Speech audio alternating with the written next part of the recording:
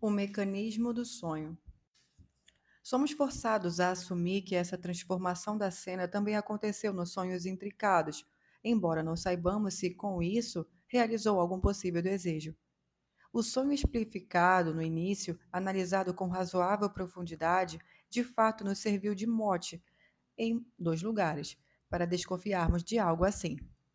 A análise revelou que minha esposa se ocupava de outras pessoas à mesa e que não gostei disso. No sonho em si, ocorre exatamente o contrário, pois a pessoa que substitui minha esposa me dedica toda a sua atenção.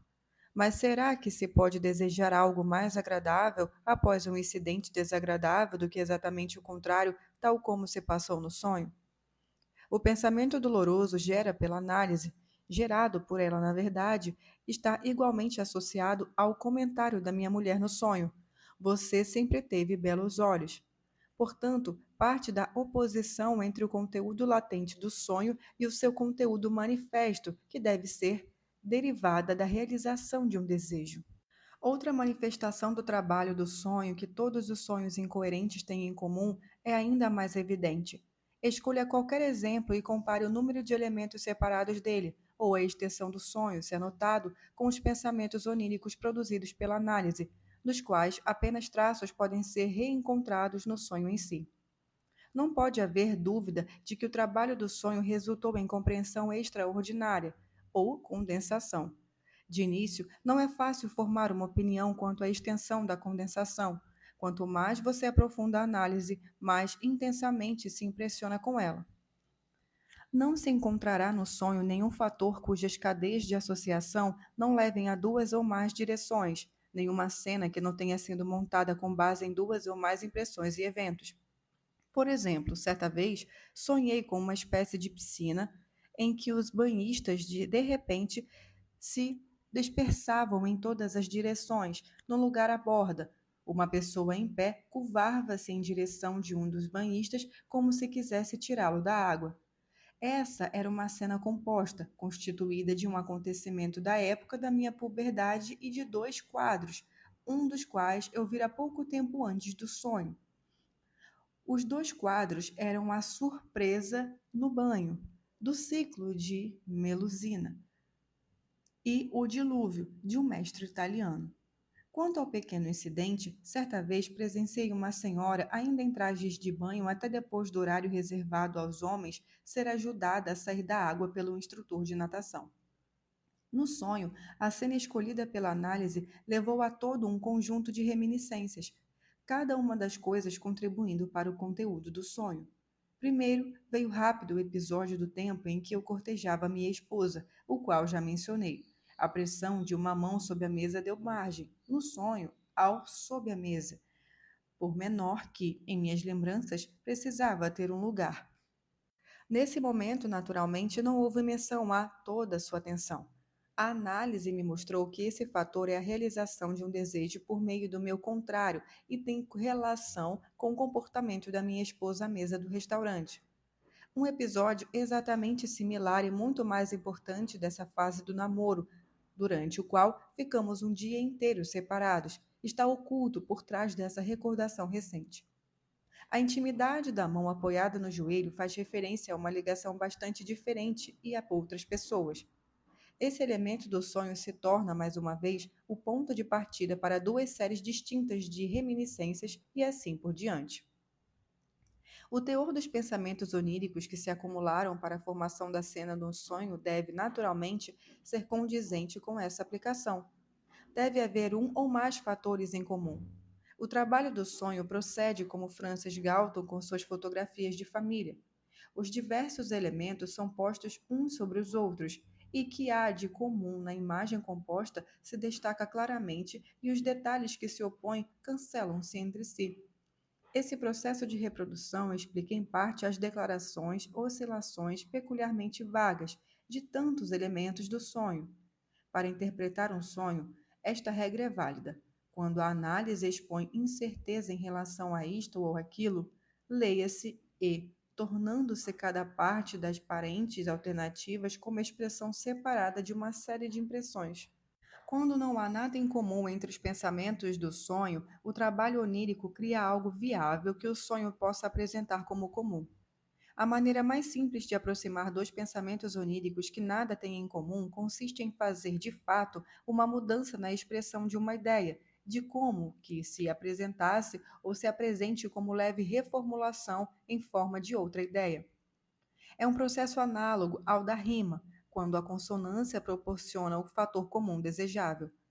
Uma boa dose do trabalho onírico consiste na criação dessas digressões muito sagazes, embora geralmente exageradas, que variam de uma apresentação comum no conteúdo do sonho a pensamentos oníricos tão diversificados quanto variadas são as causas da forma e da essência que lhes dão origem.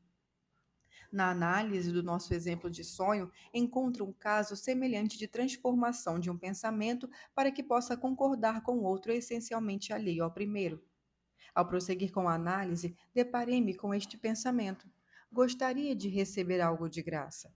Mas essa não é uma fórmula útil do sonho. Por isso, é substituída por outra. Gostaria de desfrutar de algo sem custo. O termo cost, custo ou gosto, em sua dupla acepção, é apropriado a uma mesa de restaurante. Além disso, foi usado em razão do sentido especial do sonho. Em casa, se há um prato que as crianças recusam, primeiro a mãe tenta convencê-las com delicadeza, dizendo-lhes que apenas sintam o gosto. É, por certo, digno de nota que o trabalho do sonho tenha usado, sem hesitação, o duplo sentido dessa palavra. No entanto, uma ampla experiência tem demonstrado que essa é uma ocorrência bastante comum. Por meio da condensação do sonho, certos constituintes de seu conteúdo são explicáveis por sua peculiaridade apenas para a vida onírica, não sendo encontrados quando a pessoa está acordada. Trata-se das pessoas compostas e das misturadas, das figuras mistas extraordinárias, de criações compatíveis a composições fantásticas de animais pelos orientais. Basta um momento de reflexão e essas formas todas são reduzidas à unidade, ao passo que as fantasias do sonho são sempre renovadas, revelando uma profusão inesgotável. Todos conhecem essas imagens dos próprios sonhos e múltiplas são suas origens. No sonho, posso construir uma pessoa com traços de outras ou dar a forma de um nome de outra. Também posso visualizar uma pessoa, mas colocá-la em uma situação que ocorreu com outra. Há um significado em todos esses casos em que diferentes pessoas são amalgamadas em um único substituto. Esses casos denotam um e ou um tal qual, que é uma comparação da pessoa original sob determinado ponto de vista, comparação que também pode ser realizada no próprio sonho. Em geral, contudo, a identidade das pessoas mescladas somente se pode descobrir pela análise, e no conteúdo do sonho é indicada apenas pela formação da pessoa combinada. A mesma diversidade de seus modos de formações e as mesmas regras para sua solução também valem para as inúmeras mesclas de conteúdos oníricos, dos quais eu nem preciso dar exemplos. Sua estranheza quase desaparece quando resolvemos não colocá-los no mesmo nível dos objetos da percepção que conhecemos quando estamos acordados, mas lembramos que representam a arte de condensação onírica pela exclusão dos detalhes desnecessários. O caráter comum da combinação é que recebe destaque. Em geral, a análise também deve fornecer os traços comuns. O sonho só diz: todas essas coisas têm X em comum. A decomposição dessas imagens mistas por meio da análise costuma ser o caminho mais rápido para a interpretação dos sonhos. Nesse sentido, certa vez sonhei que estava com um dos meus antigos tutores da universidade. Estávamos sentados em um banco que fazia um movimento rápido e contínuo em meio aos outros bancos. Era uma combinação de sala de aula e escada em movimento. Não segurei em frente com o resultado posterior do pensamento. Em outra oportunidade, estava dentro de uma carruagem e no meu colo havia um objeto em formato de cartola, que, porém, era feito de vidro transparente. De pronto, essa cena me trouxe à mente um provérbio: quem segura firme seu chapéu atravessa o campo em segurança. Com um ligeiro desvio, o chapéu de vidro me lembrou a lâmpada de Ewer. Foi quando eu soube que estava prestes a inventar algo que me tornaria tão rico e independente quanto aquela invenção fizera com meu conterrâneo. Então, eu poderia viajar em vez de ficar em Viena. No sonho, eu viajava com minha invenção, com a verdade seja dita, muito bizarra, cartola de vidro. O trabalho do sonho tem a peculiar aptidão de apresentar duas percepções contraditórias por meio de uma mesma imagem mista. Assim, por exemplo, uma mulher sonhou que levava uma flor de caule muito longo, como as que aparecem nas imagens que representam a Anunciação. O nome dela é Maria de Castidade. Mas o caule estava adornado com grandes flores brancas semelhantes a carmélias. Grande parte do que chamamos de condensação do sonho pode então ser formulada. Cada um dos elementos do conteúdo do sonho é sobredeterminado pelo teor dos pensamentos oníricos. Esse conteúdo não deriva de um único elemento desses pensamentos, mas de uma série deles. Estes não são necessariamente interligados de maneira nenhuma, mas podem pertencer às mais diversas esferas do pensamento. O elemento onírico representa verdadeiramente toda essa disparidade de conteúdo do sonho. Além disso, a análise expõe outra faceta da relação entre o conteúdo do sonho e seus pensamentos. Assim como o único elemento do sonho leva a associações com vários pensamentos oníricos, geralmente um único pensamento onírico representa mais de um único elemento do sonho. Os elos de associação não convergem simplesmente dos pensamentos do sonho para seu conteúdo, mas no caminho se sobrepõem e se entrelaçam de todos os modos possíveis. Ao lado da transformação de um pensamento em cena, sua dramatização, a condensação é o traço mais importante e mais característico do trabalho onírico. Até o momento, não temos ideia de qual é o motivo que determina essa compressão de conteúdo. Nos sonhos complexos e intrincados, como os que ocupamos agora, a condensação e a dramatização não explicam totalmente a diferença entre os conteúdos do sonho e os pensamentos oníricos. Há evidências de um terceiro fator que merece exame cuidadoso. Quando cheguei ao entendimento dos pensamentos oníricos por meio da minha análise, notei que o teor do conteúdo manifesto era muito diferente daquele do conteúdo latente. Reconheço que se trata de uma diferença apenas aparente, que se desfaz diante de uma investigação mais detalhada, pois no final descobri todo o conteúdo do sonho vazado nos pensamentos oníricos e quase todos os pensamentos oníricos novamente representados no conteúdo do sonho. Não obstante, resta de fato uma pequena diferença. Após a análise, o conteúdo essencial que se destacou clara e amplamente no sonho deve se contentar com um papel muito secundário entre os pensamentos oníricos. Esses mesmos pensamentos oníricos que, de acordo com os meus sentimentos, têm direito de reivindicar maior importância, ou não estão presentes de nenhum modo no conteúdo do sonho, ou são representados por alguma alusão remota em alguma região obscura do sonho. Desse modo, posso descrever esses fenômenos nos seguintes termos: durante o trabalho do sonho, a intensidade psíquica daqueles pensamentos e das concepções às quais o sonho propriamente pertence flui para outros que, ao meu ver, não fazem jus a essa ênfase. Não há outro processo que contribua tanto para ocultar o significado do sonho e para tornar reconhecível a ligação entre o conteúdo desse sonho e as ideias oníricas. Durante esse processo, que chamarei de deslocamento do sonho, também observo que a intensidade psíquica, a significação ou a natureza emocional dos pensamentos se transformam em clareza sensorial. O que se mostrou mais vívido no sonho parece-me, sem maiores considerações, o fator mais importante, mas muitas vezes, em algum elemento obscuro do sonho, posso reconhecer um desdobramento muito direto do pensamento onírico principal. Eu só poderia designar esse deslocamento onírico como a transvalorização de valores psíquicos. Esse fenômeno não está e nem será entendido em toda a extensão, a menos que eu acrescente que esse deslocamento ou essa transvalorização é compartilhado por diferentes sonhos em graus extremamente variáveis. Há sonhos que se passam quase sem nenhum deslocamento, têm ao mesmo tempo significado e inteligibilidade vistos nos sonhos que registraram um desejo. Em outros, nenhum resíduo da ideia onírica preservou seu valor psíquico, ou tudo o que há de essencial nessas ideias oníricas foi substituído por elementos não essenciais, embora se possa encontrar toda sorte de transição entre essas condições. Quanto mais um sonho é obscuro e intricado, maior é a parte que devemos atribuir ao ímpeto do deslocamento em sua formação. O exemplo que escolhemos para análise mostra, ao menos, esse tanto de deslocamento. Seu conteúdo tem centro de interesse diferente do das outras ideias oníricas. No primeiro plano do conteúdo do sonho, na cena principal, parece que uma mulher deseja se insinuar a mim. Na ideia onírica, o interesse principal está no desejo de usufruir de um amor desinteressado que não custará nada. Essa ideia está por trás do comentário sobre os belos olhos e na alusão rebuscada do espinafre. Se abolirmos esse deslocamento no sonho, chegaremos pela análise a algumas conclusões relativas a dois problemas muito polêmicos dos sonhos.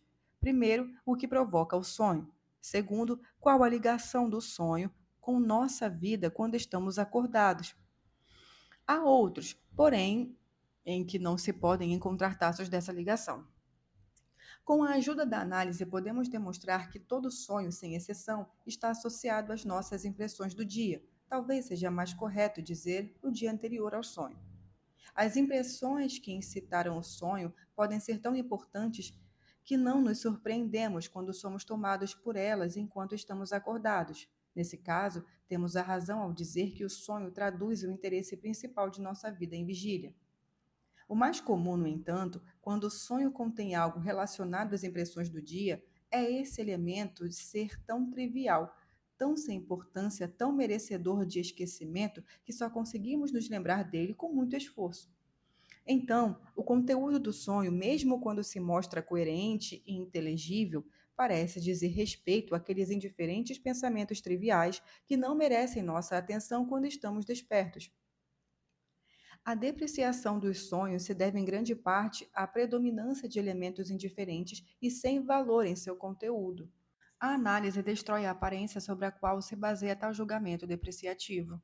Quando o conteúdo do sonho não expõe nada além de alguma impressão indiferente como elemento instigador, a análise sempre indica algum invento significativo, o qual foi substituído por algo indiferente com que estabeleceu inúmeras associações.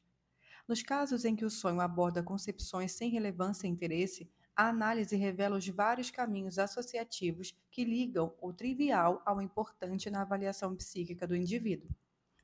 É apenas pela ação do deslocamento que o indiferente obtém reconhecimento do conteúdo do sonho em lugar daquelas impressões que são de fato o estímulo ou um lugar das coisas de interesse real. Respondendo à pergunta sobre o que causa o sonho, sobre qual a ligação do sonho com os problemas do cotidiano, devo dizer, com os esclarecimentos que obtivemos ao substituir o conteúdo manifesto do sonho pelo conteúdo latente, que o sonho nunca se dá ao trabalho de mostrar coisas que não merecem nosso interesse durante o dia.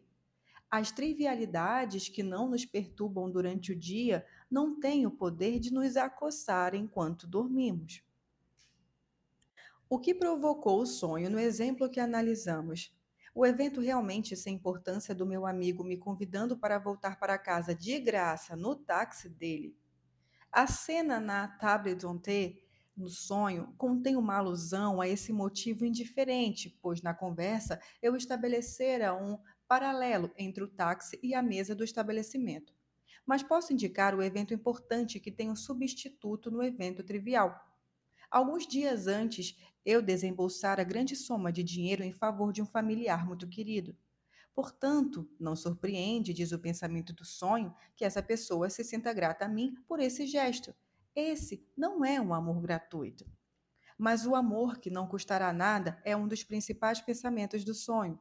O fato de pouco tempo antes eu ter andado de carruagem várias vezes com esse parente situa a curta viagem com meu amigo em condição de relembrar a ligação com a outra pessoa. A impressão indiferente que, por meio dessas ramificações, provoca o sonho está sujeita a outra condição não fiel à real fonte do sonho, que é a impressão deve ser recente. Tudo decorre do dia do sonho. Não posso deixar a questão do deslocamento no sonho sem considerar um processo notável na formação onírica em que a condensação e o deslocamento atuam juntos para um único fim. Na condensação, já mencionamos o caso em que duas concepções oníricas que tenham algo em comum, algum ponto de contato, são substituídas no conteúdo do sonho por uma imagem mista, em que se originam distinta correspondente ao que elas têm em comum e modificações secundárias indistintas ao que elas têm de diferente. Se o deslocamento for acrescentado à condensação, não ocorrerá a formação de uma imagem mista, mas sim um meio comum que estabelecerá com os elementos individuais a mesma relação que a resultante no paralelograma das formas e forças mantém com seus componentes. Em um dos meus sonhos, por exemplo, há um comentário sobre uma injeção de propil. A primeira análise descobriu um incidente indiferente, mas verdadeiro, em que o fator de estimulação do sonho era a substância amil. Ainda não posso alegar que houve troca de propil por amil. Ao conjunto de ideias do mesmo sonho, porém, pertence uma recordação de minha primeira visita a Munique, quando me impressionei com Propileu, a porta monumental da cidade. As circunstâncias vigentes na análise permitem admitir que a influência desse segundo grupo de percepções causou o deslocamento de Amil para Propil. Por assim dizer, propil é a ideia média entre amil e propileu, e entrou no sonho com uma espécie de acordo, graças a uma condensação e um deslocamento simultâneo. A necessidade de descobrir algum motivo para o espantoso trabalho do sonho é ainda mais evidente no deslocamento do que na condensação. Embora o trabalho do deslocamento deva ser considerado o principal responsável se os pensamentos do sonho não forem reencontrados nem reconhecidos no conteúdo do sonho, a menos que a razão das mudanças seja hipotética, está em jogo um novo tipo mais moderado de transformação, que será considerado com os pensamentos do sonho e levará à descoberta de um ato novo e prontamente compreensível do trabalho onírico. Os pensamentos e os primeiros pensamentos oníricos que a análise revela chamam a atenção, em geral, pelo vocabulário em comum. Essas concepções não parecem ser expressas com a sobriedade proferida e preferida por nosso raciocínio. Em vez disso, são simbolicamente expressas por alegorias e metáforas, como a linguagem figurativa dos poetas. Não é difícil encontrar os motivos para esse grau de limitação na expressão das ideias oníricas. O conteúdo do sonho consiste principalmente em cenas visuais. Com isso, em primeiro lugar, suas ideias devem estar preparadas para fazer uso dessas formas de apresentação. Imagine que o discurso de um líder político ou de um advogado de defesa tenha de ser transposto por uma pontamina e será fácil atender às transformações pelas quais o trabalho onírico se torna limitado, dada a dramatização do conteúdo do sonho. Em torno do material psíquico dos pensamentos do sonho, é comum encontrarmos remanescências de impressões, não raro do início da infância. São cenas que, em geral, foram assimiladas visualmente. Sempre que possível, essa porção das ideias oníricas exerce influência decisiva sobre a modelagem do conteúdo do sonho, atuando como centro de cristalização ao atrair e reorganizar nada mais que uma repetição modificada, agravada por interpolações de eventos que causaram a impressão. Muito raramente, o sonho retrata apenas reproduções precisas e não mescladas de cenas reais.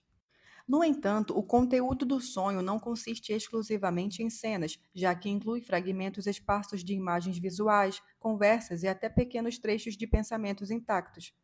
Talvez seja oportuno darmos um exemplo bem mais rápido dos recursos da dramatização à disposição do trabalho do sonho para a repetição dos pensamentos oníricos na linguagem peculiar do sonho. Os pensamentos oníricos de que nos inteiramos pela análise se revelam um complexo psíquico cuja sobreestrutura é bastante intricada.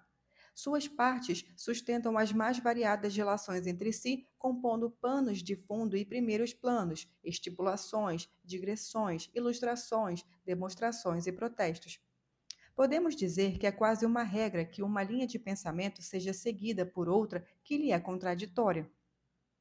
Não falta nenhum elemento conhecido de nossa razão quando estamos acordados. Para que um sonho decorra de tudo isso, o material psíquico é submetido a uma pressão que o condensa ao extremo, encolhendo-o por completo e impondo-lhe um deslocamento, além de, ao mesmo tempo, criar novas superfícies pelo entrelaçamento seletivo dos elementos constitutivos que melhor se adaptam à construção das cenas. Em relação à origem desse material, o termo regressão pode ser justificadamente aplicado a tal processo.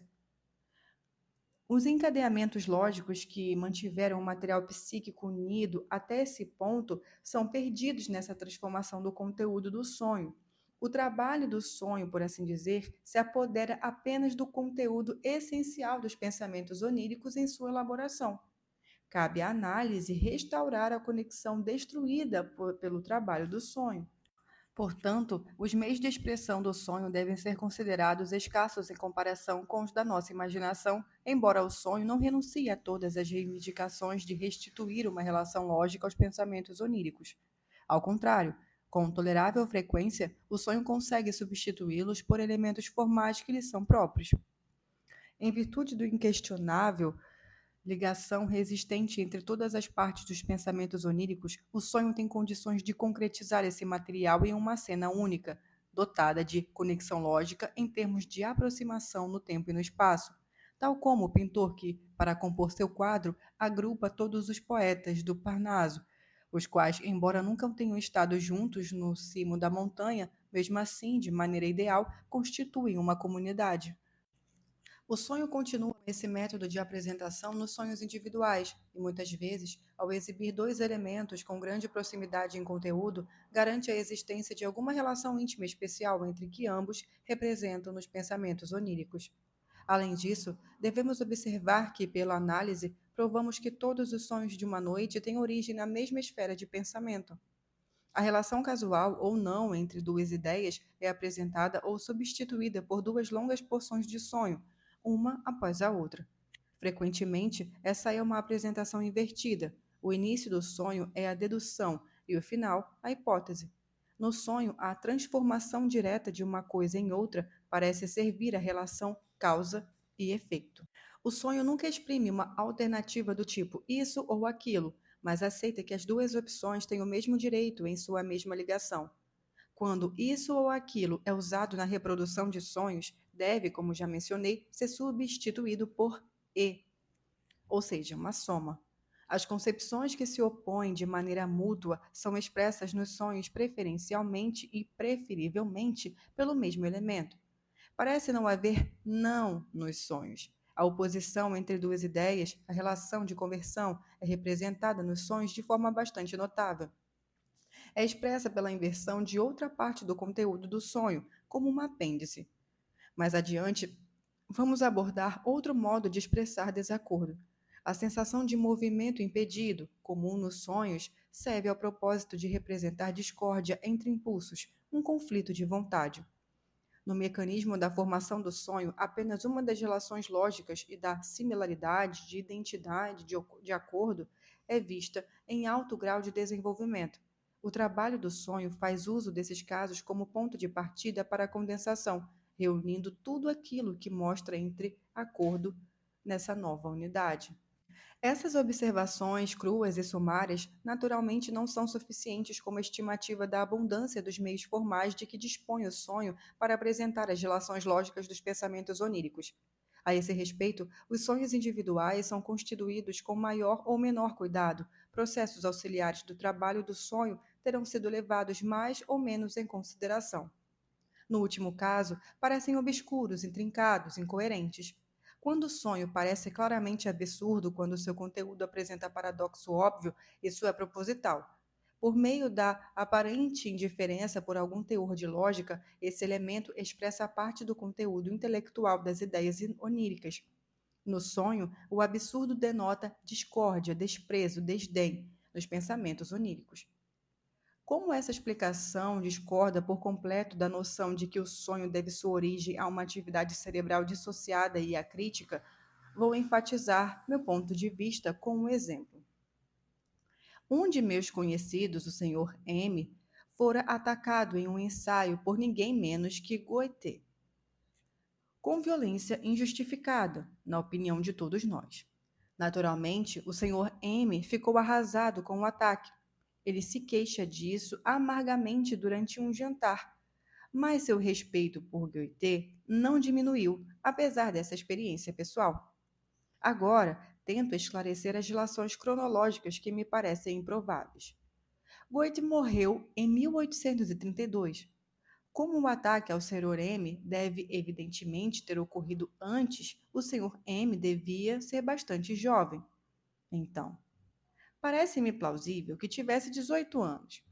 No entanto, não estou certo do ano em que de fato estamos, e o cálculo todo se torna obscuro. Além disso, a natureza, o ataque constava no famoso ensaio de Gautier sobre a natureza. O absurdo do sonho torna-se mais flagrante quando digo que o Sr. M é um jovem homem de negócios, sem o menor interesse por poesia ou literatura. Minha análise do sonho mostrará qual método está em ação nessa loucura. O sonho derivou seu material de três fontes. Primeiro, o Sr. M, a quem foi apresentado em um jantar, pediu-me um dia que examinasse seu irmão mais velho, que mostrava sinais de perturbação mental. Durante a conversa com o paciente, ocorreu um episódio desagradável. Sem motivo aparente, ele falou das peripécias juvenis do irmão. Eu perguntara ao paciente qual era o ano de seu nascimento, no sonho, o ano da morte, e levaram-o a fazer vários cálculos que pudessem comprovar sua perda de raciocínio. Número 2. Um período médico que trazia meu nome na capa, entre outros, publicaram uma crítica ruinosa de um livro escrito por meu amigo F. de Berlim. O autor dessa resenha era um crítico muito imaturo. Comuniquei-me com o editor que, de fato, disse lamentar o ocorrido, mas não prometeu retratação. Em razão disso, desfiz minha parceria com o periódico. Em minha carta de renúncia, manifestei meu desejo de que nossa relação pessoal não sofresse com isso. Eis a verdadeira fonte do sonho. A percepção depreciativa do trabalho do meu amigo causara forte impressão em mim. No meu entendimento, o livro continha uma descoberta biológica fundamental que apenas agora, vários anos depois, começa a ganhar a atenção dos catedráticos. Número 3. Pouco tempo antes, um paciente me deu o histórico médico de seu irmão, que exclamando: Natureza, natureza, perdera o juízo. Os médicos entenderam que aquela exclamação provinha do estudo de um lindo ensaio de Gautier e indicava que o paciente se dedicara excessivamente a essa tarefa. Expressei minha opinião de que parecia mais plausível que a exclamação natureza fosse considerada na acepção sexual, também conhecida pelos menos instruídos no nosso país. Pareceu-me que esse ponto de vista continha alguma verdade, pois o infeliz rapaz acabou mutilando, mais tarde, os órgãos genitais. Quando o ataque ocorreu, o paciente tinha 18 anos. Nos pensamentos do sonho, a primeira pessoa por trás do ego era meu amigo, tratado de modo tão escandaloso. Agora tentei esclarecer a relação cronológica. O livro do meu amigo aborda as relações cronológicas da vida e, entre outras coisas, relaciona a duração da vida de Gautier com o número de dias importantes para a biologia, em muitos sentidos. Todavia, o ego é representado como portador de paralisia geral. Não tenho certeza do ano em que realmente estamos. O sonho exibe meu amigo como alguém que se comporta como tal paralítico e, desse modo, cai no absurdo. Mas os pensamentos oníricos vêm com ironia. Claro que é ele o louco, idiota, e você é o gênio. Mas não deveria ser o contrário? Essa inversão, obviamente, ocorreu no sonho, quando Gautier atacou o rapaz, o que é absurdo, ao passo que qualquer um, por mais jovem que seja, pode hoje atacar o grande Gautier com facilidade. Estou preparado para sustentar que nenhum sonho é inspirado em outro elemento que não emoções egoístas. No sonho, o ego não representa de fato apenas meu amigo, mas também a si mesmo. Identifico-me com ele porque o desenho e o destino de sua descoberta me parece típico da aceitação da minha própria descoberta. Se fosse publicar minha própria teoria, que confere predominância à sexualidade na etiologia dos distúrbios psiconeuróticos, veja a alusão ao paciente de 18 anos. Natureza, natureza. A mesma crítica seria endereçada a mim, a mesmo agora, e receberia igual menosprezo. Quando acompanho de perto os pensamentos oníricos, sempre constato que somente desdém e desprezo se correlacionam com o absurdo do sonho. É bem sabido que a descoberta do lido, em Veneza, de um crânio de carneiro fraturado serviu de indício para Gautier formular a chamada teoria vertebral do crânio.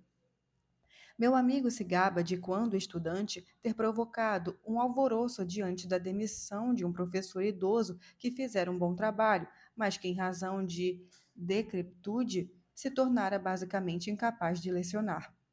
A agitação provocada pelo meu amigo foi muito bem sucedida, porque nas universidades alemãs não se impõe limite de idade para o trabalho acadêmico. A idade não protege na loucura. No hospital aqui, tive durante anos a honra de servir sob a chefia de um indivíduo que, fossilizado há muito tempo, mostrou-se notoriamente débil e, mesmo assim, teve permissão para dar seguimento às suas responsabilidades. Assim como achado no Lido, um traço se impõe a mim aqui. Era a esse homem que alguns colegas mais jovens no hospital haviam adaptado um dito popular jocoso naquele tempo. Nenhum Gautier escreveu isso, ou nenhum Tiller compôs isso, e etc.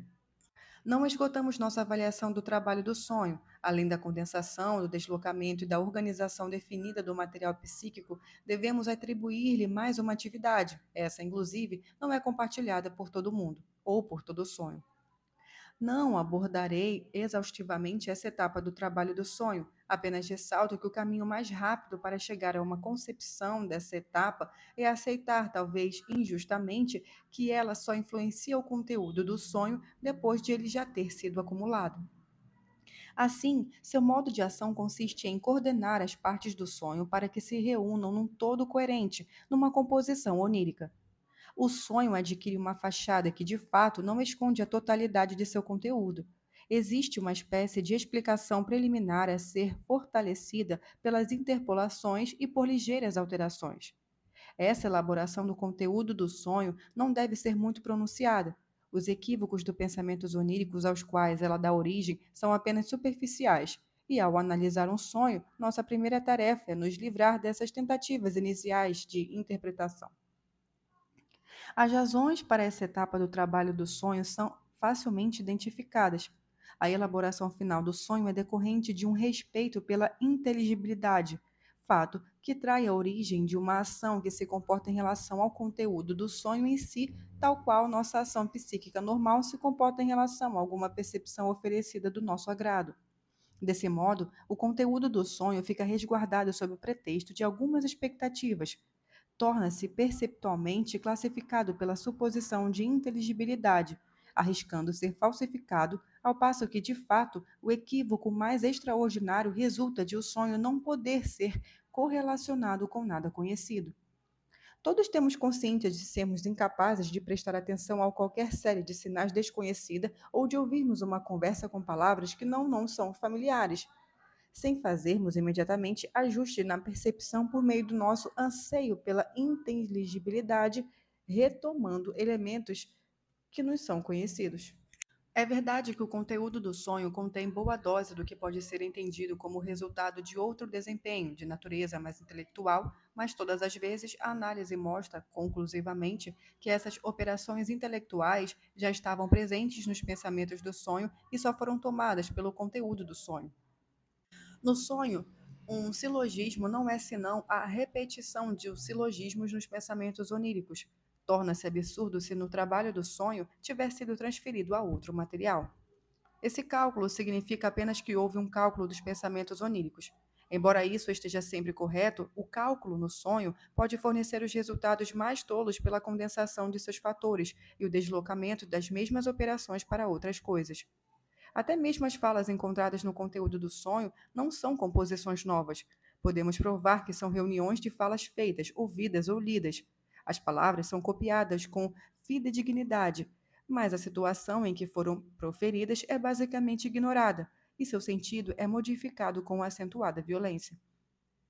Talvez não seja redundante corroborar com alguns exemplos as afirmações apresentadas. Número 1. Um sonho bem elaborado e aparentemente inofensivo de uma paciente.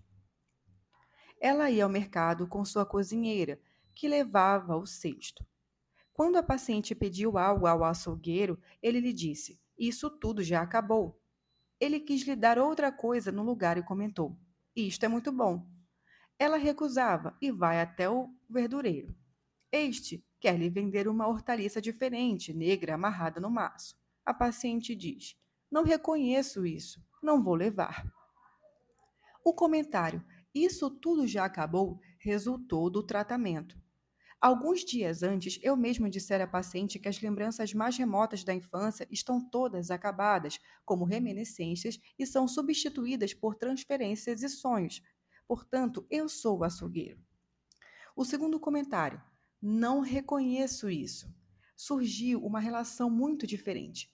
No dia anterior, a paciente admoestar aos gritos da cozinheira, que inclusive parece um sonho. Comporte-se direito. Não reconheço isso. Quer dizer, não reconheço esse tipo de conduta, não aceito isso. A porção mais inócua dessa fala foi obtida por um deslocamento do conteúdo dos sonhos. Nos pensamentos oníricos, apenas a outra opção ou porção da fala desempenhou o papel, porque o trabalho do sonho mudou uma situação imaginária para algo completamente inofensivo e reconhecido. Nessa fantasia, porém, a situação resultante não é senão uma nova edição daquela que realmente se passou. Número 2. Um sonho aparentemente sem sentido relacionado a números. Ela quer pegar algo. A filha pega 3 florins e 65 creusiers da bolsa. Mas ela diz: "O que está fazendo? Só custa 21." A pessoa que sonhou era uma estrangeira que matriculara a filha numa escola em Viena, conseguindo com isso continuar o tratamento comigo enquanto a filha permanecesse na cidade. No dia anterior ao sonho, a diretora da escola recomendara que a menina continuasse na escola por mais um ano. Nesse caso, ela teria podido prolongar o tratamento por mais um ano. No sonho, os números ganham relevância se nos lembrarmos de que tempo é dinheiro. Um ano equivale a 365 dias, ou em termos monetários, a 365 creuses, que é o mesmo que 3 florins e 65 creuses. Os 21 creuses citados correspondem às 3 semanas restantes entre o dia do sonho e o término do período letivo, a saber, o término do tratamento. Então, evidentemente, considerações financeiras que haviam levado a senhora a recusar a sugestão da diretora, explicada no sonho pela trivialidade do valor.